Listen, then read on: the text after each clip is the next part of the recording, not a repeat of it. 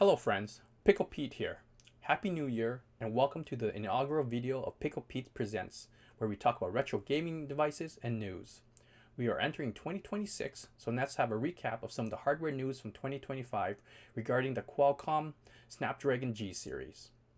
Qualcomm announced the G Series gaming platform in March of 2025. Three chips were announced: the entry-level G1 Gen 2, the mid-range G2 Gen 2, and the high-end G3 Gen 3.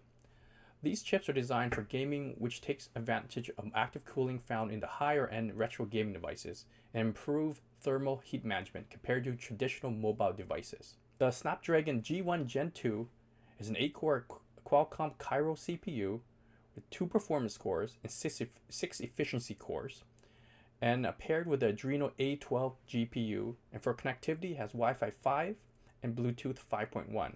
The mid-range chip, the G2 Gen 2, is an 8-core Chiron CPU with 1 prime, 4 performance, and 3 efficiency core, paired with the Adreno A22 GPU.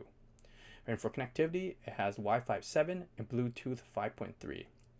And the high-end chip, the G3 Gen 3, is an 8-core Chiron CPU, which includes 1 prime core, 5 performance cores, and 2 efficiency cores. And then paired with Adreno A32 GPU, which supports ray tracing. And for connectivity, has Wi-Fi 7 and Bluetooth 5.3. In terms of performance, the G1 Gen 2 chip was used in the Retro Pocket Classic. This chip provides emulation up to some PS2 and GameCube, but with this particular form factor, you're looking at playing systems that don't have any analog sticks, so you're sticking to PS1 and lower systems, and retro handheld systems like the Game Boy Advance, Neo Geo Pocket, and PSP. For the mid-range tier, the Snapdragon G2 Gen 2 was utilized in the recently released Retro Pocket G2. In terms of performance, it is about 2 times the performance of the Snapdragon 865 and slightly behind the Snapdragon 8 Gen 2. You can emulate up to PS2 and GameCube natively at 1080p with no issues. Add on additional shaders for older systems to your heart's delight, and run games at 3 times to 4 times internal resolution for PS2 and GameCube games and above. The G2 can also run Wii U and Switch games, and light to mid-range PC games via Game Hub.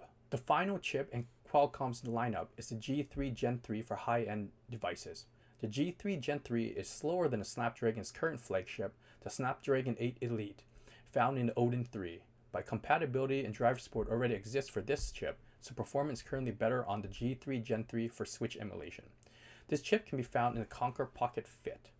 Reviews for this device have demonstrated that it will run everything the G2 Gen 2 will run, and modern systems like the Switch with no problem. Where this chip outperforms the G2 Gen 2 will be improved Switch emulation and PC emulation on Android. So that is the recap of the Snapdragon G Series chips. Heading into 2026, I believe more devices will start utilizing these chips, and the retro game community are in for a treat. So if you like this content, and don't forget to like and hit the subscribe button below. Pickle Pete signing off.